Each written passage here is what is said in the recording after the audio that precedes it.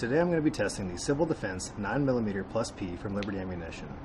The bullet weight on this round is 50 grains, and advertised velocity is 2,000 feet per second, equating to around 444 foot-pounds, or 602 joules of kinetic energy. We will be firing today from a distance of 10 feet at a clear ballistics 10% equivalent block through 4 layers of denim. The test gun being used is a CZ P10C. Some things of note regarding this loading is obviously the low weight and high velocity achieved as a result of this low weight. The physics regarding this configuration will be paramount to how and why this round reacted to testing as it did, and I will explain that after the results of the testing are revealed. I've posted a link in the description to the test done by Liberty Ammunition for comparison with mine. I would also like to note a few key points regarding gel block testing prior to revealing the results of my own test. Ballistics gelatin is not a perfect or even imperfect representative media for the human body. It is simply a consistent media that we can draw conclusions from in regard to the effectiveness of a particular round of ammunition. The FBI states that a minimum penetration depth of 12 inches is sufficient for self-defense. This does not equate to 12 inches of penetration inside of a human body, as test blocks lack factors such as bone, more specifically rib cages.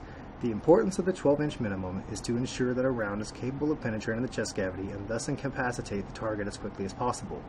Now let's watch the round's interaction with the block.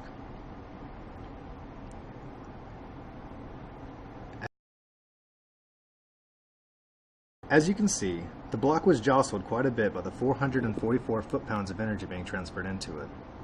Upon measuring the depth of the projectile, we noticed that only the base of the bullet had penetrated to a depth of 11 1/4 inch at its deepest point. The remainder of the round was fragmented between 3 to 5 inches inside the block. I hate to compare to this, but this round was very reminiscent of the test I have seen with the G2 RIP ammunition. This bullet responded exactly as designed, with the lighter, thinner hollow point cavity breaking off early on due to the round's high velocity, shearing off the cavity walls as it made contact with the gel, while the heavier base of the bullet continued deeper into the block. This round sadly does not meet FBI specifications, even with the deeper penetration of the round's base. That is not to say that this is a bad round, or an ineffective one in real-world scenarios. It simply doesn't meet the testing standards being applied to it in this specific test. I cannot say based on this test what effect this round would have on a living target. However, it failed the heavy clothing test of the FBI. If repeated again, the base of the round might reach the 12-inch minimum. However, I personally choose rounds that penetrate 13 to 16 inches to compensate for this variation in penetration depth.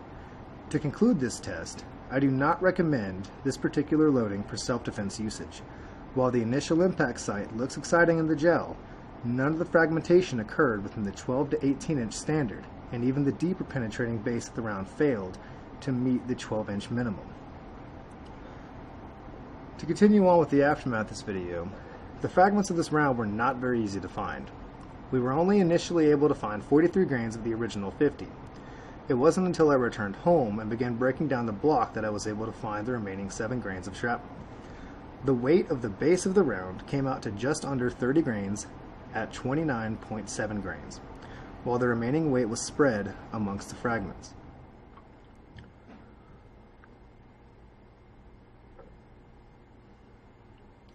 Big shout out to High Plains Gun Shop for letting me shoot on their range. Without them, this test would not have been possible. Check the description to a link to their website and Facebook page.